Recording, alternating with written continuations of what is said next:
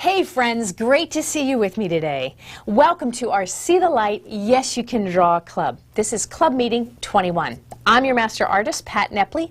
I'll be with you through all of these club meetings, and I hope you brought a friend along. Now, we're going to be going back to some basics. Do you remember when we met a while ago, we talked about the art elements? Throughout all of these club meetings, we've talked about line, shape, space, value, and color.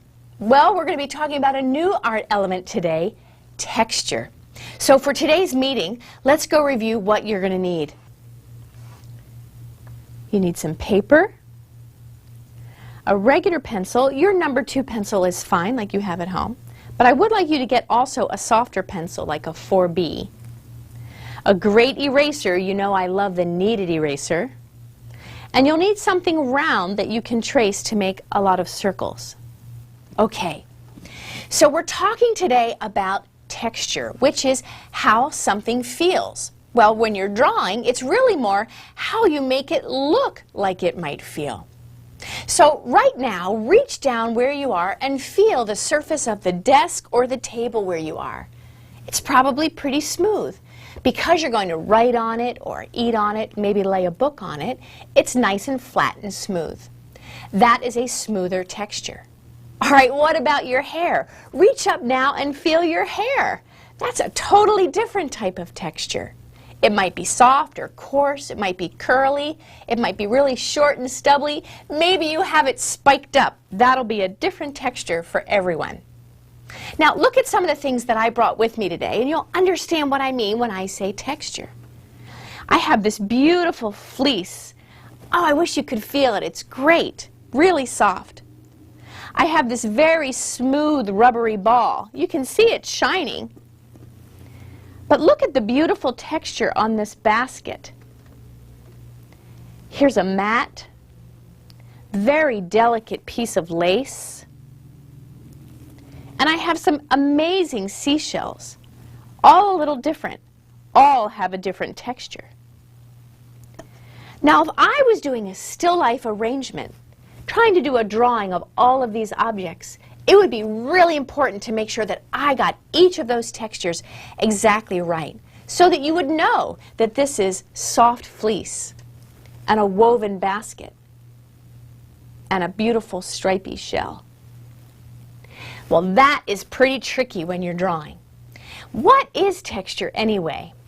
Well, what texture really is when you're drawing is on the flat surface using a change in value, lights and darks, to make it look like how it might feel.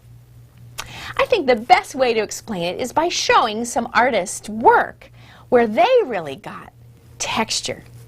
So this first piece of art is a drawing by the famous artist Vincent van Gogh. It's called The Zouave. Look at how he used lots of lines and dots to make the textures. Can you see the coarse fabric of his coat and his hat? And look at that brick background on the wall. All different textures, all done with one tool, the pencil. Okay, now let's look at this beautiful painting by the French artist Dominique Ingres. It is so realistic. This beautiful woman in a very rich dress, very luxurious material. In fact, it's so realistic, it looks like you could reach out and touch it. It's satin. But we know it's really paint on canvas. The artist also did beautiful textures of lace using entirely different technique so that it truly looks like lace. Now, this next painting has the hardest texture of all to draw, and that's fur. Come look over here. This is my fleece. It's very soft. But how would I draw the lines of the fleece without it looking coarse, stubbly like a porcupine? How would I make it really look like it's soft fur?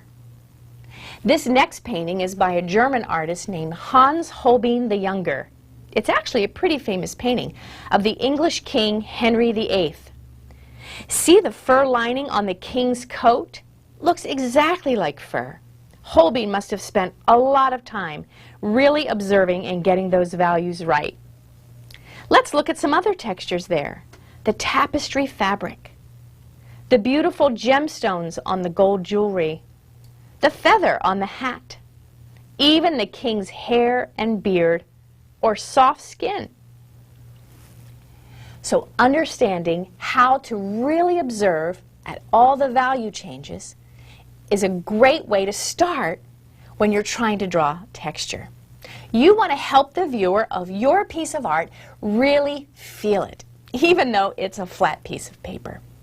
So how you start is by making marks on the page. And we're going to use our most basic tool, the pencil. So to start, you need to grab your round item so that you can trace 6 circles on your paper. Now I made some larger circles so that you're going to be able to see them. But just anywhere where you can fit your round object, it could be a glass, a lid to a margarine container, something like that, but not too small. After you have your circles, we're going to actually create textures in each of these circles using our pencil. So the first technique we're going to use is one that you might remember when we worked with colored pencils, where we did color blending, and that technique is called cross-hatching. So you're going to hold your pencil in your standard basic grip, and we're simply going to do a lot of lines right next to each other. I would say maybe 6 or 7 across, and stop. Then in the opposite direction, going up and down, do the same type of thing. So it's kind of like making an X, but over and over. And I'm not really worried about how it overlaps or where it overlaps. I'm just going to keep on making marks. When I say a mark, I mean anytime your pencil takes an action, anytime your tool takes an action, that's making a mark. And I'm going to fill my circle with cross-hatching. And you can do this, friends, really quickly. The key is to just make the lines kind of close to each other and parallel, meaning they all go in the same direction. And then you change direction. Now, I could keep doing this, and the more layers of cross-hatching I do, the darker the value will be.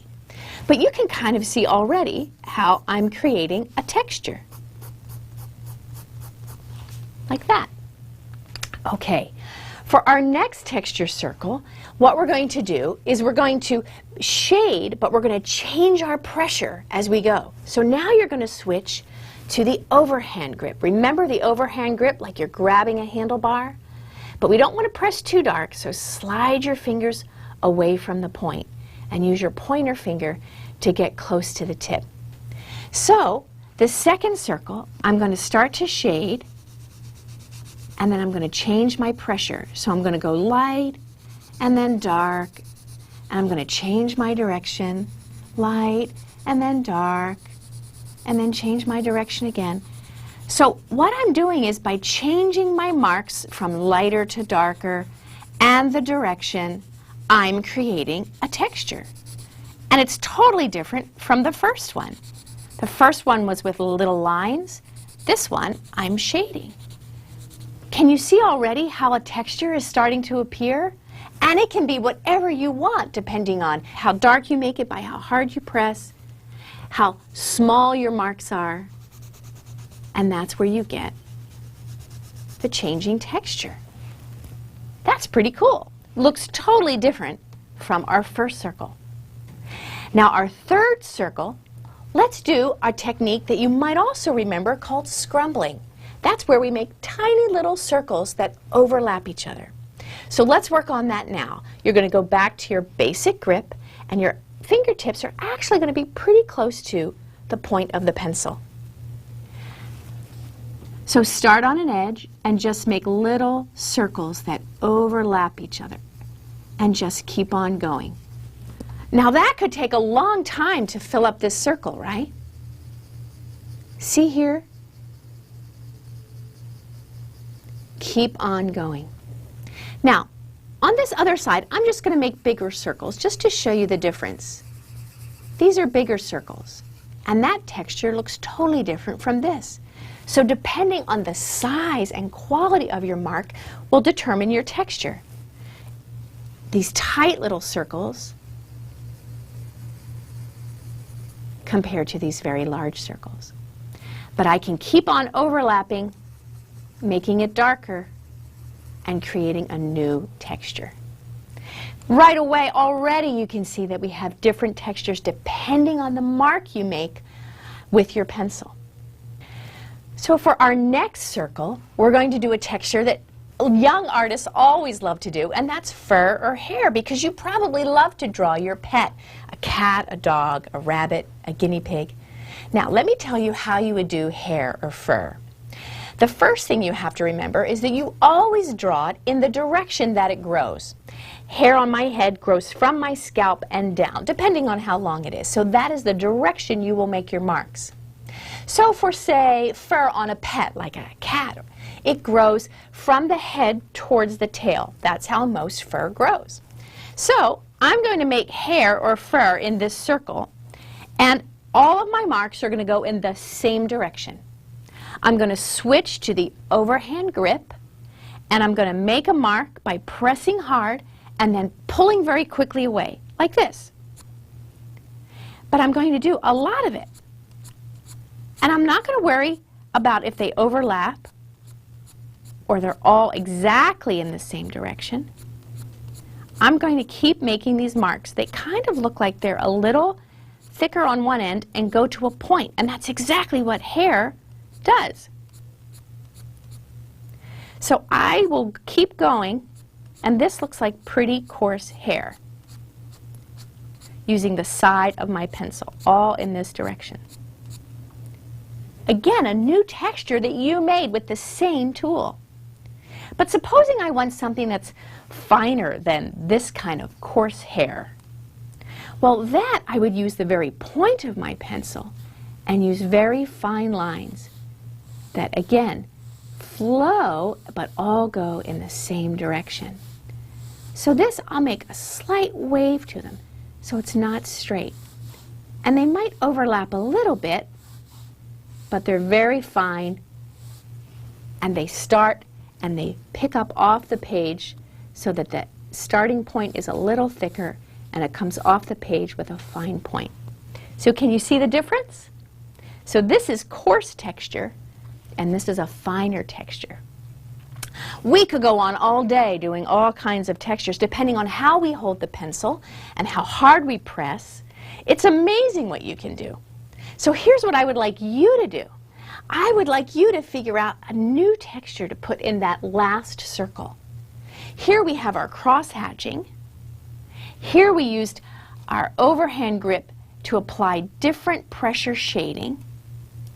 Here we did our scrumbling, which is tiny little circles that overlap over and over. Here we used our overhand grip for some coarse hair.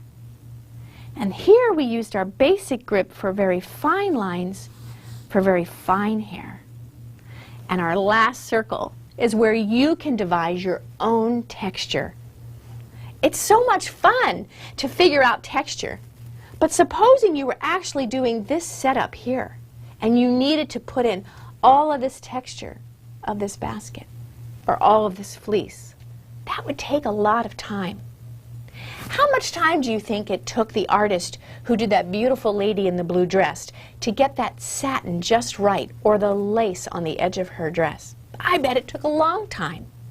And what about the artist who did the king and that fur that was inside his coat? See, that's where being an artist requires some patience, especially with something as tricky as texture. You know, there's a great verse in the Bible about patience, one of my favorites. It's in the book of Galatians.